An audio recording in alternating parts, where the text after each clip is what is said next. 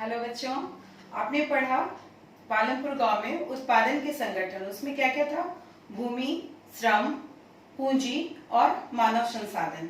आज हम लोग भूमि के बारे में बात कर रहे हैं, जो पालमपुर गांव के कॉन्टेक्स्ट में। पालमपुर गांव जो भारत के किसी भी गांव का प्रतिनिधित्व करता है। इसमें पालमपुर गांव में भूमि का 75% भाग में क्या किया जाता था? कृषि कार्य किया जाता था। यहाँ के 75% भाग में कृषि कार्य किया जाता था।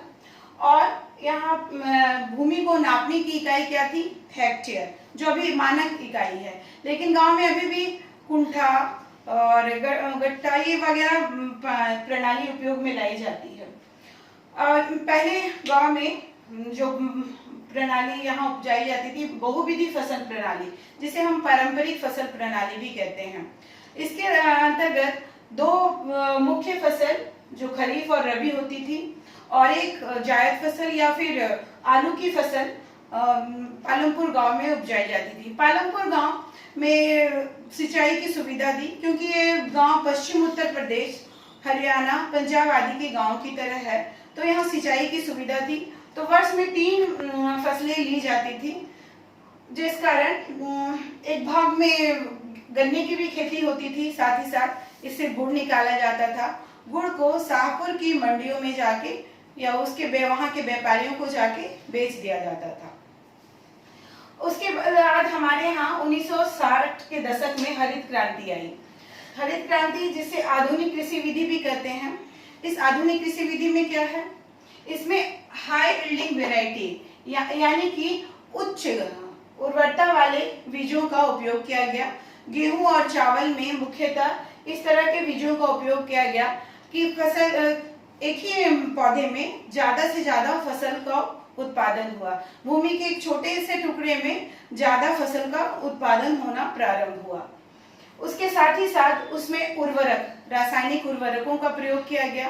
रासायनिक उर्वरकों को जिसमें यूरिया, फॉस्फेट वगैरह मुख्य थे। साथ ही साथ ट्रैक्टर से जुताई वगैरह भी की गई। उसके अलावा सिंचाई की काफी सुविधा, नदियों से नहरें निकाली गई, पंप सेट वगैरह से भी सिंचाई की गई, क्योंकि 1970 के दशक में पालमपुर गांव में बिजली आ गई थी। बिजली आने से यहाँ पे पंप सेट से सिंचाई की जाती थी।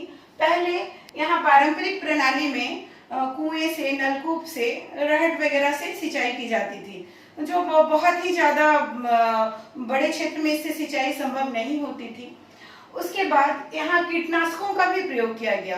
फसल में कीटनाशकों का भी अधिक से अधिक प्रयोग किया गया। सिंचाई में नहरें, पंप सेट और बांध के बना करके भी, नदियों में बड़े बड़े बांध बना करके भी बिजली पैदा की गई। इस तरह फसल में या फसल उपजाने में क्रांतिकारी परिवर्तन हुए। हम देख सकते हैं कि बहुविधि प्रणाली या पारंपरिक कृषि प्रणाली और आधुनिक कृषि प्रणाली में कुछ मुख्य अंतर यही है कि यहाँ पे रासायनिक उर्वरकों का प्रयोग नहीं किया जाता है, बल्कि यहाँ रासायनिक उर्वरकों का प्रयोग किया जाता है।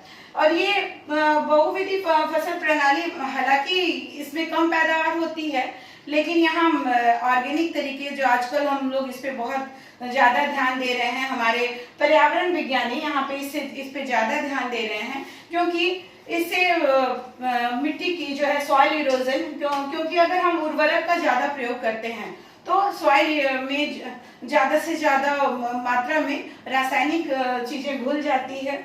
और उसके साथ ही साथ सिंचाई अत्यधिक होने से भूमिगत जल का स्तर भी कम होता है। इसलिए पर्यावरणविद जो हमारे हैं, उन्होंने इस आधुनिक विधि पर दोबारा सोचने के लिए हमें कहा है। इस तरह पालमपुर गांव में आप देख सकते हैं कि किस तरह से खेती की जाती थी।